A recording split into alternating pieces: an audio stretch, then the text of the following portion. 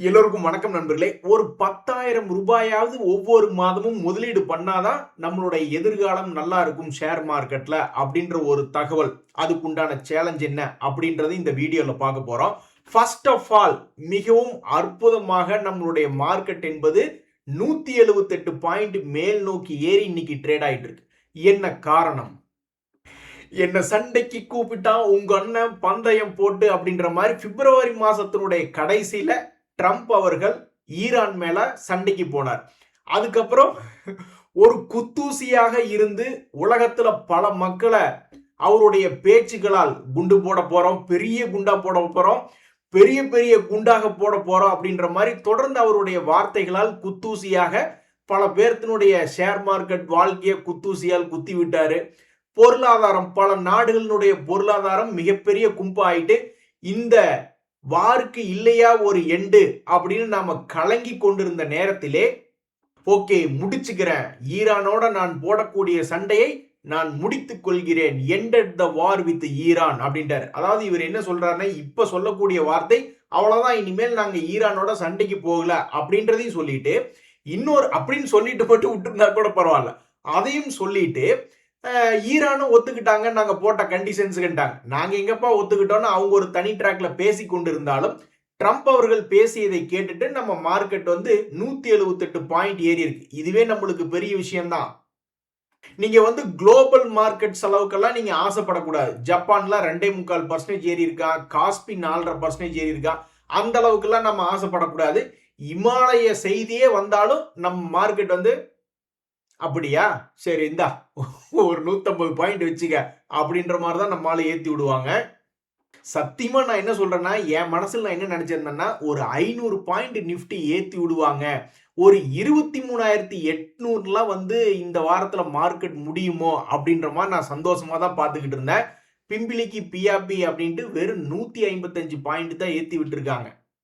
நண்பர்களே, இப்போ ஒரு முக்கியமான தகவல் ஒன்று பேச போறோம். அதாவது 10,000 ரூபாய் ஒவ்வொரு மாதமும் ஒரு போர்ட்போலியோல நம்ம இன்வெஸ்ட்மெண்ட் பண்ணிக்கிட்டே வந்தோம்னா தான் எதிர்காலத்துல மிகப்பெரிய ஒரு அமௌண்ட்டாக மாறும் என்பதுல எந்த விதமான சந்தேகத்துக்கு இடம் இல்லை. ஏன்னா தொடர்ந்து முதலீடு என்பது பண்ணணும். நான் ஆல்ரெடி பல முதலீடுகள் பண்ணிக்கிட்டு இருக்கேன், அதுக்கு இதுக்கு சம்பந்தம் இல்லை. இதை நான் புது ஒரு கான்செப்டாக நான் யோசிக்கிறேன். இதுல வந்து நான் என்ன பண்ணும் ஆசைப்படுறேன்னா, ஒரு 10,000 ரூபாய் ஒவ்வொரு மாதமும் இன்வெஸ்ட்மெண்ட் பண்ணணும்.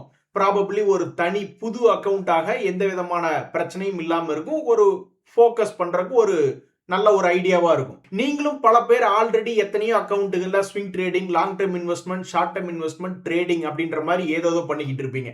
ஆனா நான் இந்த இன்வெஸ்ட்மெண்ட் சேலஞ்சுக்கு முன்னாடி நான் என்ன வைக்கிறேன், என்னென்ன பாயிண்ட்கள் வைக்கிறேன் அப்படின்னா, குறைஞ்சது ஒரு டிவிடெண்ட் ஸ்டாக்குகள் 3% மேல கொடுக்கக்கூடிய பங்குகளை மட்டுமே இந்த இன்வெஸ்ட்மெண்ட் சேலஞ்சுக்கு உபயோகப்படுத்திக்கணும்.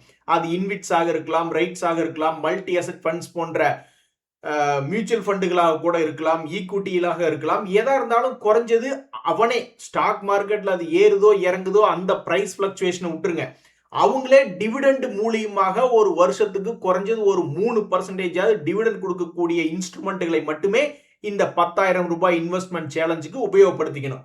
ப்ராபப்ளி வீட்டம்மாக்களுடைய அக்கௌண்ட்டுகளா இருந்ததுன்னா எந்த தொந்தரவும் இல்லை. ஏன்னா அவங்க தான் பெரும்பாலும் வாங்கினா பெருசா விற்க மாட்டாங்க. ஸோ நான் இன்றைய தேதியிலிருந்து இது மாதிரி ஒரு 10,000 ரூபாய் ஒரு மாதத்திற்கு முதலீடு செய்யணும். அது ஒரே நாளில் வாங்கினாலும் சரிதான், அல்லது ஒவ்வொரு நாளாக கொஞ்சம் கொஞ்சமாக வாங்கினாலும் சரிதான். எப்படியாவது குறைந்தது ஒரு 10,000 முதலீடு பண்ணிக்கிட்டே வரணும். ரொம்ப அதிகம் வேண்டாம், ரொம்ப கம்மியாக வேண்டாம், ஏன்னா ட்ராக் பண்ண முடியாது. ஒவ்வொரு மாதமும் இப்படி 10,000 ரூபாய் முதலீடு பண்ணும் பொழுது என்னை பொறுத்த வரைக்கும் ஒரு வருஷத்திற்கு உள்ளாகவே 10% என்பது லாபம் கிடைச்சதுன்னா அது ஒரு நல்ல விஷயம். இதுவே ஒரு வருஷத்துக்கு மேல போய் 10% எனக்கு லாபம் கிடைச்சிருக்கு அப்படின்னு அனௌன்ஸ்மெண்ட் பண்றது அல்லது அதை லாபத்துக்கு விற்கிறது என்பது ரொம்ப சுமாரான நார்மலான வருமானம் தான். ஏன்னா பேங்குகள்லயே எந்த விதமான பிரச்சனையும் இல்லாம அவங்க பாட்டுக்கு ஒரு 7.5% பக்கம் வட்டி கொடுத்துட்டு இருக்காங்க. ஸோ இந்த சேலஞ்சில் நீங்க பங்கெடுத்துக்கிற மாதிரி இருந்தா நீங்க எந்த ஸ்டாக் எடுக்கிறீங்க அப்படின்றத வீடியோல கமெண்ட் பண்ணிட்டு அதுல எப்ப நீங்க 10% லாபம் ஒரு வருஷத்துக்குள்ள பண்ணுனா அதையும் கமெண்ட் பண்ணுங்க. எப்ப பண்றீங்களோ அப்ப. ஒரு வருஷத்துக்கு மேல வந்தா கமெண்ட் பண்ணுன்ற அவசியம் இல்லை, ஏன்னா அது ஒரு சேலஞ்சே கிடையாது. நீங்கள் யார் கமெண்ட் போட்டாலும் அதுக்கு கீழே இந்த மாசத்துல நான் இந்த மாதிரி 3% டிவிடெண்டுக்கு மேல கொடுக்கக்கூடிய பங்குகளை நான் என்ன சேகரிக்கணும்னு ஆசைப்படுறேன் அப்படின்றத நான் கீழே வந்து கமெண்ட் பண்ணுவேன். அதே மாதிரி ஏதாவது ஒரு பங்குகள்ல ஒரு வருஷத்துக்குள்ள 10% வருமானம்.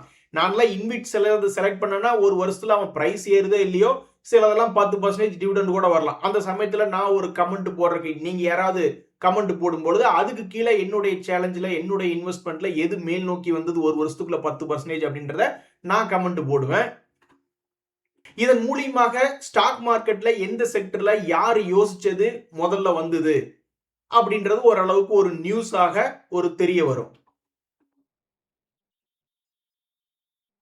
நண்பர்களே, இன்னைக்கு வரக்கூடிய தகவல் அனைத்துமே ஒரு ஆனந்தமான தகவல் தான் வருது. நம்ம மார்க்கெட்டுக்கு ஒரே ஒருத்தன் தான் உதவி செய்யறான். நல்ல நியூஸ் வந்துச்சுன்னா நம்ம மார்க்கெட் என்ன 10-20% மேல போய் நம்மளுக்கு லாபமா தருது இல்ல. ஆனா இந்த க்ரூட் ஆயில் வந்து ட்ரம்ப் அவர்கள் போர் முடிஞ்சிருச்சு அப்படின்ற அறிவிப்பு அவருடைய வாயில தான் சொல்லியிருக்காரு. இனி மறுபடியும் நாளைக்கு என்ன சொல்ல போறாருன்னு தெரியல. சோ க்ரூட் ஆயிலினுடைய அறிவிப்புக்கு அந்த க்ரூட் ஆயில் என்பது வார் முடியுது அப்படின்ற தகவலை ஒட்டி ஆல்மோஸ்ட் பெரிய அளவுல கிராஷ் ஆயிருக்கு. இது ஒன்னே ஒண்ணுதான் நம்ம மார்க்கெட்டுக்கு உருப்படியான நியூஸ். துரதிர்ஷ்டம் பாருங்க, நம்ம ஏற்கனவே பேசியிருந்தோம். சோ ஸ்டாக் மார்க்கெட்ல இந்த வார் முடியும் பொழுது க்ரூட் ஆயில் சம்பந்தப்பட்ட பங்குகள்ல பாசிட்டிவாகவும் தாக்கம் வரலாம், நெகட்டிவாகவும் தாக்கம் வரலாம். ஓஎன்ஜிசி இன்னைக்கு மிகப்பெரிய கும்பா. சோ டிவிடெண்ட் கொடுத்து கொண்டிருக்கக்கூடிய ஓஎன்ஜிசி ஓரளவுக்கு நல்ல கன்சிடரபிளான டிவிடெண்ட் என்பது கொடுத்து கொண்டிருக்கக்கூடிய இந்த ஓஎன்ஜிசி சமீபத்துல எப்படி தன்னுடைய பழையகை மாற்றினவங்க எல்லாம் தப்பிச்சு ஓடி போயிரு அப்படின்னு சொல்ற மாதிரி தன்னுடைய 2025 சமயங்கள்ல இருந்த ஹைய திரும்பி வந்து இந்த 2026ல புடிச்சிட்டு 300 ரூபாயில இருந்து இப்ப 50 ரூபாய் அப்படியே அசால்ட்டா கீழே விழுந்திருக்கானே, இவன்லாம் மனுஷனா? பொதுவா நல்ல மொமெண்டம் ஸ்டாக்குகள் கீழே விழும் பொழுது 200 டேஸ் மூவிங் ஆவரேஜ் கிட்ட வந்து யோசிப்பான் என்ன பண்ணலாம் அப்படின்ட்டு. இவன்ட்ட அந்த யோசனையே இல்ல போல. தொடர்ந்து ஒரு மாதமாக கீழே விழுந்து இப்ப 243 ட்ரேட் ஆயிட்டு இருக்கு. உடனே பல பேர்த்துக்கு என்ன சந்தேகம்னா, சரி அப்ப ஓஎன்ஜிசி ஷேர் பெருசா கீழே விழுகுது அப்படின்னா க்ரூட் ஆயிலினுடைய விலை இறங்கும் பொழுது எப்படி இந்த பசங்க பெட்ரோலினுடைய விலையெல்லாம் குறைக்க மாட்டாங்க. அப்ப ஐஓசிக்கு வந்து ஏதாவது பெரிய அளவில் இது போன்ற ஐஓசி, பிபிசிஎல் போன்ற பங்குகளுக்கு எல்லாம் ஏதாவது நல்ல தகவல் கிடைக்குமா அப்படின்ற மாதிரி பார்த்துக்கிட்டு இருக்காங்க. தற்போதைக்கு இந்த ஐஓசி அப்படின்ற ஷேர்னுடைய தகவல் என்ன சொல்லுதுன்னா, தற்போதைய ஒரு வருஷத்தினுடைய லோ பிரைஸ் அப்படின்றது பக்கத்துல ட்ரேட் ஆயிட்டு இருக்கு. அவனுடைய பழைய 190, அவனுடைய சமீபத்திய லோ என்பது 2025 லோ என்பது 110 வரைக்கும் இருக்கு. சோ சென்டர் பாயிண்ட்ல இருக்கக்கூடிய இந்த ஐஓசி அடுத்து வரக்கூடிய சில நாட்கள்ல இந்த க்ரூட் ஆயிலினுடைய விலை தொடர்ந்து இறங்கி கொண்டு இருக்கக்கூடிய இந்த நேரத்துல தன்னுடைய பழைய ஹைய போய் முதல்ல தொடுவானா அல்லது லோ வந்துட்டு அப்புறம் ஹை போவானா அப்படின்றது மிகப்பெரிய ஒரு போக்கஸ்ல இருக்கக்கூடிய ஷேரா இருக்கு.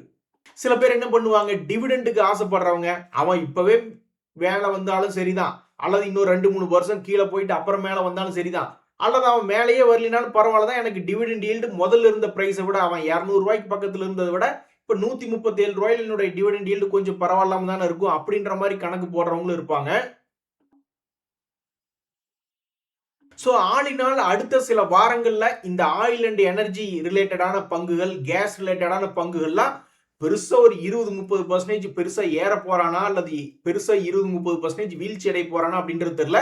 பட் இந்த நியூஸ் வந்து மிகப்பெரிய ஒரு இம்பாக்டான நியூஸா இருக்கு. சோ இப்ப எல்லாத்தினுடைய போக்கஸும் இந்த க்ரூட் ஆயில் மற்றும் எனர்ஜி கேஸ் ரிலேட்டடான பங்குகள் எதெல்லாம் இருக்கோ அதுலதான் போக்கஸ் இருக்கு. வேற என்ன மிக முக்கியமான தகவல் அப்படின்னு பாத்தீங்கன்னா, இந்த போர் முடிவுக்கு வரும் பொழுது அவ்வளவு பெரிய நாடு கிட்ட இருந்து இந்த ஈரான் சிறிய நாடு எப்படி தப்பிச்சதுன்னா, missile missile missile missile missile மட்டுமே. மிசைல் இல்லைன்னா அவனை என்னைக்கோ முடிச்சிருப்பாங்க. பிளஸ் அவங்க கிட்ட ட்ரோன்ஸ் இருக்கு.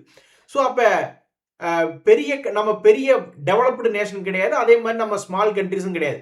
அப்ப நம்ம கிட்ட இதுல எல்லாம் பெரிய அளவுல பிசினஸ் என்பது தொடர்ந்து இருந்துகிட்டே தான் இருக்கு. அப்ப நம்ம நாடு என்ன நினைப்பாங்க, சின்ன நாடே வந்து ஒரு பெரிய அமெரிக்கா கிட்ட இருந்து தப்பிச்சிருக்குன்னா வேற எதுவும் காரணம் இல்ல, ஒன்லி மிசைல்ஸ், ட்ரோன்ஸ் மட்டும்தான். அப்ப அதுல நம்ம அதிகமா ஸ்பெண்ட் பண்ணணும்னு ஆல்ரெடி அடுத்த டிஃபென்ஸ் பட்ஜெட்ல ஏதாவது ஒன்று பெரிய அளவுல ஒதுக்குவாங்க. ஸோ நம்ம நாட்டில் இருக்கக்கூடிய ட்ரோன்ஸ் ரிலேட்டடான பங்குகள் ஏகப்பட்டது இருக்கு. ஜென் டெக்னாலஜிஸ் இருந்து ஏகப்பட்டது இருக்கு. அவங்களுக்கெல்லாம் வாழ்நாள் முழுவதும் இனிமேல் தொடர்ந்து ஆர்டர் கிடைக்கும் அப்படின்ற மாதிரி தான் ஒரு எண்ணமா இருக்கு. அது மட்டும் இல்லாம அமெரிக்கானால எப்படி இந்த ஈரானையே மொத்தமா முடக்க முடிஞ்சது பிளாக்கேடு போட்டு. இப்ப கூட ஈரான் மறுபடியும் இந்த அமைதிக்கு ஒத்துக்கலைன்னா மறுபடியும் அந்த பிளாக்கேடு தொடரும். அவங்களுக்கு எதுவுமே இறக்குமதி ஏற்றுமதி எதுவும் பண்ண முடியாது கடல் வழியாக. ஸோ அப்ப நம்ம ஆளுங்க வந்து இந்த warship stocks, anti missile plus drone, war பிளான்ஸ்னு ஏகப்பட்ட ஆர்டர்களை கொடுக்கக்கூடிய நிறுவனங்கள், ஒரு உதாரணத்துக்கு இந்த ஹிந்துஸ்தான் ஏரோநாட்டிக்ஸ், மசகான் ஸ்டாக் போன்ற பல்வேறு பங்குகளுக்கு மறுபடியும் தொடர்ந்து ஆர்டர்கள் வரும் அப்படின்ற ஒரு நிலைமையில இருக்கு. இதுல பாவப்பட்ட ஜென்மம் ஹெலிகாப்டர் தான். ஏன்னா அவன் எங்க போனாலும் குறி பார்த்து ஈஸியா அடிச்சிடுறாங்க. ஸோ இந்த வார் முடிந்திருக்கும் பொழுது எந்தெந்த செக்டர்ல மிகப்பெரிய ஒரு வாலட்டிலிட்டி வருது அப்படின்னா இந்த க்ரூட் ஆயில் மற்றும் கேஸ் ரிலேட்டடாகவும் இந்த டிஃபென்ஸ் ரிலேட்டடாகவும் இருக்கக்கூடிய பங்குகள் தான்.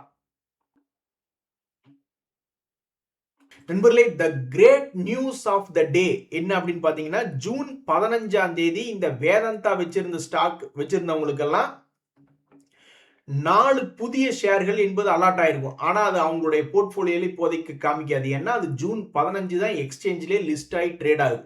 ஸோ ஜூன் 15 வரும்பொழுது அவங்களுடைய போர்ட்போலியோல திடீர்னு 4 பங்குகள் என்பது ஏட் ஆயிடும். ஸோ இருக்கிற பிசினஸ் எல்லாம் இந்த வேதாந்தா பிரிச்சு விட்டுட்டாங்கன்னா அப்ப அவங்களுடைய டிவிடெண்ட் பழையபடி கொடுக்க முடியுமா அப்படின்றது ஒரு கேள்வி இருக்கு. அவங்க எல்லாத்தையுமே பிரிச்சு விடல. அலுமினியம் தனியா, ஸ்டீல் தனியா, பவர் அண்ட் ஆயில் கேஸ் தனியா பிரிச்சு விடல. இந்த ஆயில் அண்ட் கேஸ்ல பெரிய ஆளா இருக்கக்கூடியது ஓஎன்ஜிசி, ரிலையன்ஸ் அவங்கெல்லாம் அவங்களுடைய ஸ்டாக் விலையெல்லாம் ஒன்றும் பெருசா ஏறி வரல இப்போ வரைக்கும் சமீபத்தில். பவர் ரிலேட்டடான பங்குகளும் சரி, ஸ்டீல் ரிலேட்டடான, அலுமினியம் ரிலேட்டடான பங்குகள்லாம் சமீபத்தில் உச்சத்துக்கு வந்திருந்தா. ஏன் அப்படின்னா ஸ்டீலினுடைய விலை ஏறிடுச்சு, அலுமினியமுடைய விலை ஏறிடுச்சு, பவருக்கு பயங்கர டிமாண்ட் வந்துருச்சு அப்படின்றதுனால அதானி பவர் முதல் கொண்டு எத்தனையோ பேர் வந்தாங்க. ஆனா அதானி பவர் போட்டியிடக்கூடிய இடத்துல இவங்களும் போய் போட்டி விட்டாங்கன்னா எதிர்காலத்துல என்ன ஆக போகுது அப்படின்றது இன்ட்ரெஸ்டிங்கா இருக்கும். ஆல்ரெடி இந்த ஜேபி பவரை வச்சிருக்கக்கூடிய இந்த ஜெய் பிரகாஷ் அசோசியேட் அப்படின்ற பங்கை வந்து வேதாந்தாவும் பிட் பண்ணி வாங்கிடலான்னு பார்த்தாங்க. கடைசியில பார்த்தா அது அதானி குரூப்புக்கு கை நழுவி போயிடுச்சு. இவர் பகிரங்கமாகவே இது வந்து இதெல்லாம் நல்லது இல்லை, நியாயம் இல்லை, இது உலகம் பார்த்துக்கும் அப்படின்ற மாதிரி சொல்லியிருந்தாப்ல. ஸோ இனி மறுபடியும் இவங்க ஒரு பங்கை 4 பங்கா பிரிச்சு அதுலயும் தனியா பவரை ஃபோக்கஸ் பண்ணும் பொழுது எப்படி போய் முட்டிக்கிட்டு நிற்கும் என்பது பொறுத்து தான் பார்க்கணும். ஸோ எல்லா பிசினஸையும் பிரிச்சு விட்டுட்டாங்கன்னா கிடையாது. இன்னுமே வேதாந்தா வந்து சில்வரு, ஜிங்கு அப்படி இப்படின்னு ஏகப்பட்ட மற்ற மெட்டல்ஸ் எதெல்லாம் மிச்சம் இருக்கோ அந்த பிசினஸ் இந்த வேதாந்தா என்பது பண்ணிக்கிட்டே தான் இருக்க போறாங்க. அதே மாதிரி பிரித்து விடுத்தப்பட்ட பங்குகள்லாம் இனிமேல் தான் புதுசா பிசினஸ் ஆரம்பிக்கணும் அப்படின்ற மாதிரிலாம் இல்லை. ஏற்கனவே இருக்கிற பிசினஸ், அலுமினியம் பிசினஸ் ஏற்கனவே ரன் ஆயிட்டு இருக்கும், அதை அவங்க பார்க்க போறாங்க, அவ்வளவுதான். ஸோ இன்னைக்கு பிரேக்கிங் நியூஸ் ஆஃப் த டேன்னா இதுதான். வேதாந்தா ஷேர் ஜூன் 15 என்பது தன்னுடைய மீதம் இருக்கக்கூடிய டிமெர்ஜ் ஆன பங்குகளை லிஸ்ட் பண்ண போகுது. சமீபத்தில் இது சம்பந்தமா இன்னொரு மிக முக்கியமான தகவல், பெரிய கம்பெனியிலிருந்து பிரித்து விடப்பட்ட அத்துணை பங்குகளுமே கீழிருந்து மேல் நோக்கி போயிருந்தான். இந்த ரேமண்ட்ஸ் குரூப்ல இருந்த பங்குகள் மட்டும்தான் பிரிச்சு விட்டப்பட்ட, கீழிருந்து மேல் நோக்கி போகல. அப்ப இந்த Vedanta aluminium, steel, power and oil and gas எல்லாம் ஏதாவது ஒரு ரேலி கொடுக்குமா இல்லையா அப்படின்னு தான் பல பேர் பார்த்துக்கிட்டு இருக்காங்க. நண்பர்களே, வேறு என்ன மார்க்கெட்ல முக்கியமான தகவல்னா, ஒரு நிமிஷம் ஆடி போயிட்டேன்டா, ஆடி போயிட்டேன் அப்படின்ற மாதிரி இந்த சில்வர் ஆகட்டும், கோல்டு ஆகட்டும் சமீபத்தில் கீழே விழுந்திருந்தான். அதுக்கப்புறம் இப்ப பார்த்தோம்னா தன்னுடைய அடிவார்த்தம் 1 மந்த் லோ பிரைஸ்ல இருந்து இந்த கோல்டும் ஓரளவுக்கு மேல் நோக்கி ஏறி இருக்கு. அதே மாதிரி இந்த சில்வருமே 1 மந்த் லோல இருந்து கிட்டத்தட்ட கொஞ்சோண்டு இன்னைக்கு மேல் நோக்கி ஏறி இருக்கான். உடனே வீட்டம்மா ஒரே ஹாப்பி ஆயிட்டாங்க, பரவாயில்ல கோல்டு எல்லாம் ஏறி இருக்கு, நான் இன்னைக்கு போய் ட்ரீட் கேட்க போறேன். அதான் சந்தோஷமா இருக்கீங்கல்ல, கோல்டு விலை ஏறிடுச்சு இன்னைக்கு அப்படின்ட்டு, அப்போ காசு கொடுங்க அப்படின்ற மாதிரி போய் வீட்டம்மாயிட்ட ட்ரீட்டு கொடுங்க அப்படின்ற மாதிரி கேட்க வேண்டியதுதான். ஸோ இன்னைக்கு மிக முக்கியமான தகவல், இந்த வார் முடியுது அப்படின்ற தகவல் வந்தோடனே நம்மளுடைய அடிவயத்தை கலக்குவது போல கோல்டு, சில்வரு தொடர்ந்து இறங்கு முகமாகவே இருந்தது. இது என்னடா கோல்டுக்கும் சில்வருக்கும் வந்த சோதனைன்னு நம்ம பரிதவிச்சு பார்த்துக்கிட்டு இருந்தீங்கள, இன்னைக்கு இந்த வார் முடிஞ்சிருச்சு அப்படின்ற சந்தோஷத்தை கேட்டுட்டு இந்த கோல்டு, சில்வர் 2 பேருமே இன்னைக்கு ஓரளவுக்கு ரெக்கவரி. அதுவும் சில்வர் 2.5% ஏறி இருக்கு, கோல்டு வந்து 1.5% என்பது இன்னைக்கு ஏறி இருக்கிறது ஒரு மிக முக்கியமான தகவலா இருக்கு. சரி நண்பர்களே, நீங்க என்ன முதலீடு பண்றீங்க, அதுக்கு ஒரு வருஷத்துக்குள்ள 10% கிடைச்சுதா, அது போன்ற கமெண்ட்டுகள் பண்ணும் பொழுது நானும் என்னுடைய 10,000 ரூபாய் ஒரு மாசத்துக்கு இன்வெஸ்ட்மெண்ட் பண்ணக்கூடிய சேலஞ்சுகளை நானும் என்ன பங்குகள்ல போலான் இருக்கேன் அப்படின்ற ஒரு விஷயத்த டிஸ்கஸ் பண்ணுவேன். பட் எனக்கு வந்து என்னுடைய ஸ்டாக் யூனிவர்ஸ், நான் எங்கிருந்து பங்குகளை செலக்ட் பண்ணுவேன்னா ஒன்லி இந்த இன்விட்ஸ் ரைட்ஸ், மல்டி அசெட் ஃபண்ட்ஸ், இந்த ஈக்விட்டி போன்றல எவன்லாம் ஒரு 3% மேல டிவிடெண்ட் கொடுக்கக்கூடிய ஒரு ப்ராபபிலிட்டி இருக்கோ அதுல இருந்தா நான் மோஸ்ட்லி செலக்ட் பண்ண பார்ப்பேன்.